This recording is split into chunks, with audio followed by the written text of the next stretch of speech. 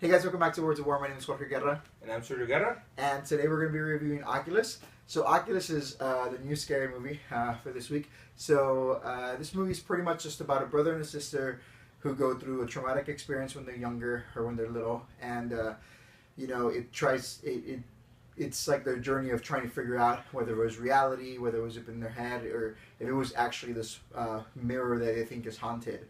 And so, just the story progresses with the sister being on the side of the fact that it's paranormal, and the brother being on the side that they were just little, and that that wasn't reality. That was just the way they were picturing it.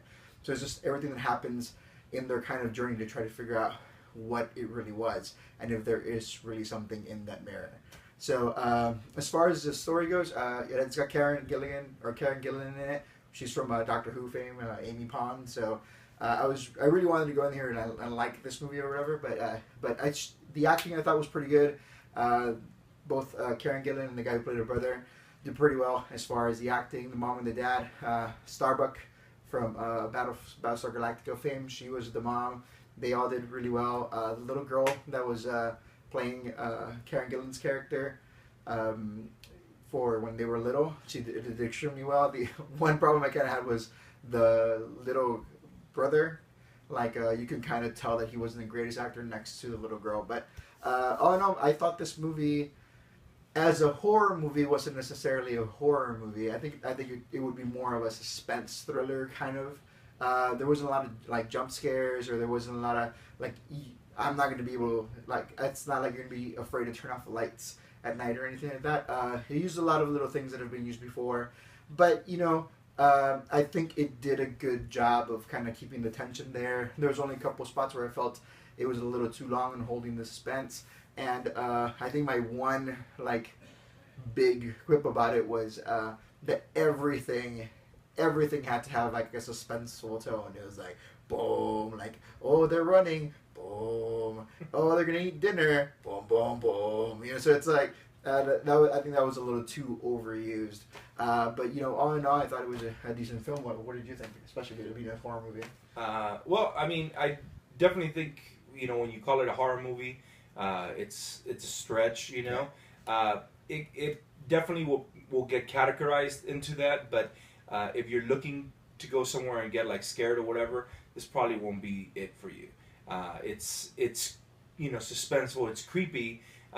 It's got a lot of I think they're homages to The Shining, those kind of scary movies where they did a good job, where they try and create a very creepy atmosphere for you and all that. But overall it was a somewhat muddy story for me.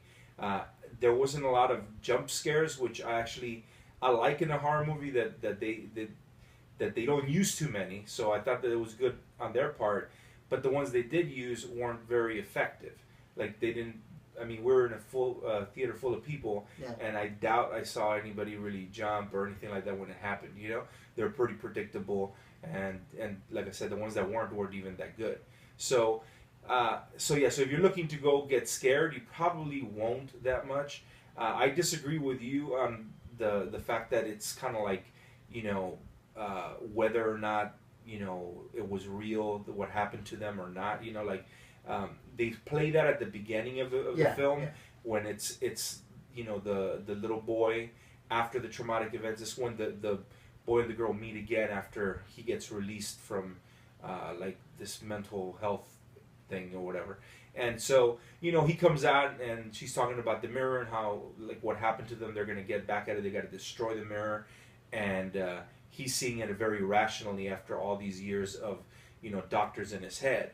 And she's trying to tell him no, don't you remember what really happened? So you kind of get that sense that there's a battle for the audience as well, but it gets cut off, I thought, very quickly. I mean, that's so that's what it started off as, and then that's what I'm saying. I don't think it's the movie. That. I think the movie that stops very quickly. And the bad thing about that for me, and this it's really hard for me to really talk about what because there's a lot of things I didn't necessarily like, in the film. Not that it made it a bad movie, but without doing any spoilers is a little difficult. So I'm really beating around the bush. Let me try and get right to it. So the problem for me with that we're talking about is that it seemed like the movie had many different directions, and they didn't figure out exactly where they wanted to go. Or, I mean, they're trying to explore too much. It was a 2 hour long movie, which for a scary movie is actually pretty long. It was interesting all the way through, but the story of them as adults and the story of them as children could have really been totally two different stories. You could have had the adult, version with a couple of flashbacks to when they were kids, and it could have been a really good suspenseful film. Or you could have had a little more run-of-the-mill type horror movie with the children's story completely on its own without the adult story.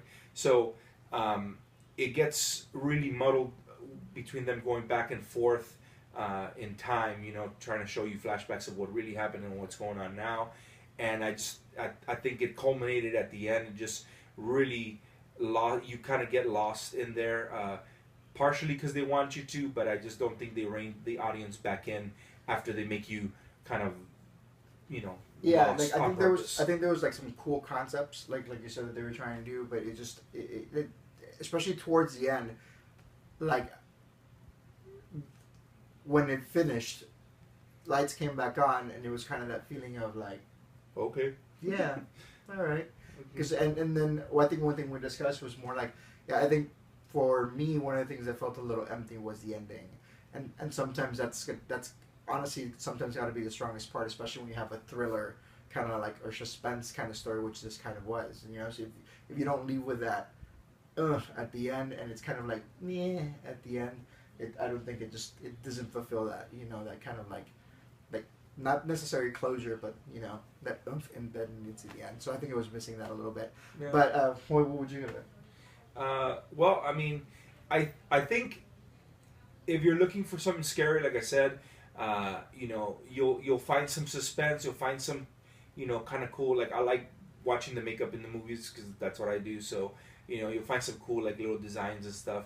Nothing you haven't seen before. So there hasn't really been a lot of scary movies. So if you need your fix, like I do, go watch it. It's entertaining as a film in itself. Just don't expect this like a real scary movie. It's not. I don't think it's a. It should be necessarily labeled as a horror movie. Yeah. So I would give this a 6.5. The acting I thought was okay. For what it was. I didn't think it was that great.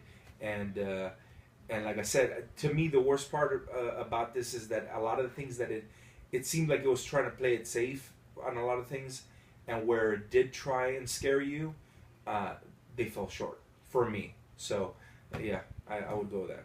Well, I would go with like a 7.